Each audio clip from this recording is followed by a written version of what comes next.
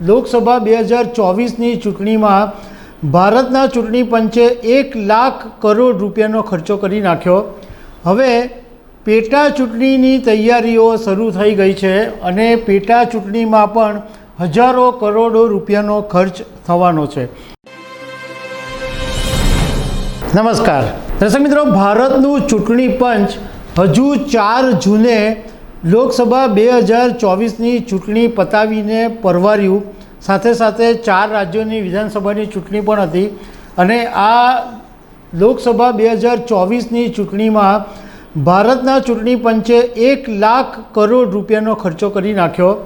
હવે પેટા ચૂંટણીની તૈયારીઓ શરૂ થઈ ગઈ છે અને પેટા ચૂંટણીમાં પણ હજારો કરોડો રૂપિયાનો ખર્ચ થવાનો છે અને આ બધા જે પૈસા છે એ ટેક્સ પેયરના ગજવામાંથી જવાના છે।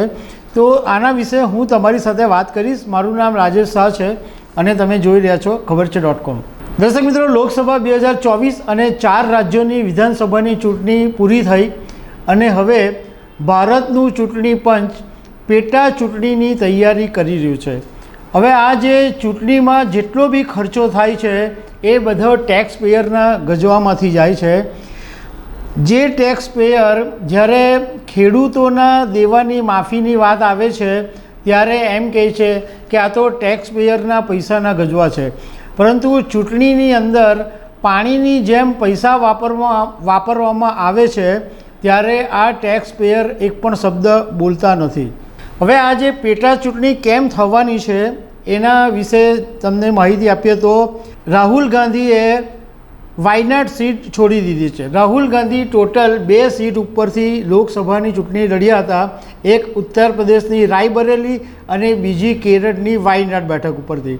રાહુલ ગાંધીએ વાયનાડ બેઠક છોડી દીધી છે એટલે હવે આ બેઠક ઉપરથી પેટા ચૂંટણી કરવામાં આવશે અને કોંગ્રેસે પ્રિયંકા ગાંધીને આ બેઠક પરથી ટિકિટ આપવાની ઓલરેડી જાહેરાત કરી દીધી છે। એ ઉપરાંત ઉત્તર પ્રદેશની અંદર 9 ધારાસભ્યો એવા હતા કે જેમણે આ વખતે લોકસભાની ચૂંટણી લડ્યા અને જીત્યા, એટલે હવે આ જે ધારાસભ્યો સાંસદ બની ગયા એટલે એમણે હવે ધારાસભ્ય પદ છોડી દેવું પડશે। એટલે આ જે 9 જે ધારાસભ્યો છે એમની જે બેઠક ખાલી પડશે એ બેઠક ઉપર પેટા ચૂંટણી થશે। એવી જ રીતના એક ધારાસભ્યને સજા થઈ તો એ બેઠક પણ ખાલી થઈ એટલે એ બેઠક ઉપર પણ ચૂંટણી કરવામાં આવશે। આવી રીતના તો ઉત્તર પ્રદેશ, બિહાર, પશ્ચિમ બંગાળ અનેક જગ્યાએ પેટા ચૂંટણીઓ થવાની છે।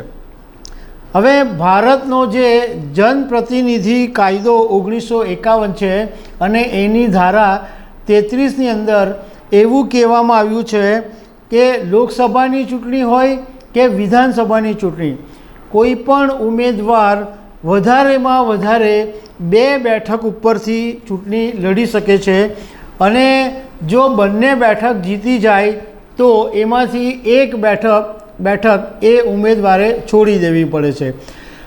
જો હારી જાય તો સવાલ ઊભો નથી થતો।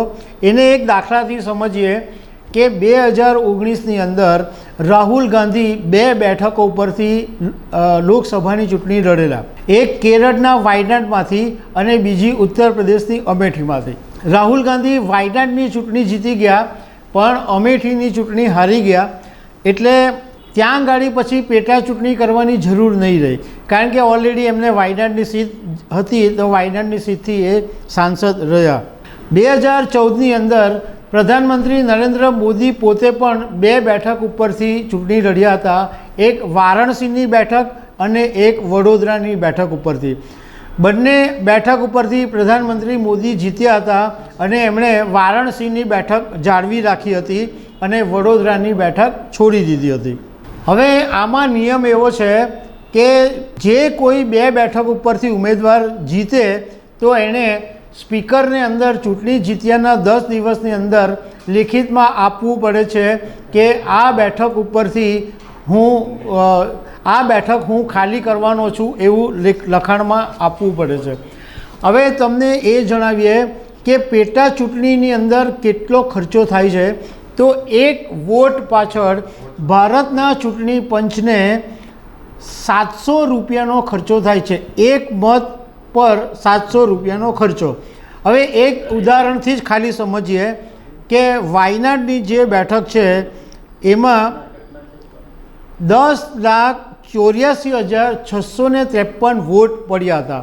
હવે આને તમે 700 સાથે ગુણો તો લગભગ એમ માનો કે 70 કરોડ રૂપિયાનો ખર્ચો માત્ર એક બેઠક ઉપર થશે.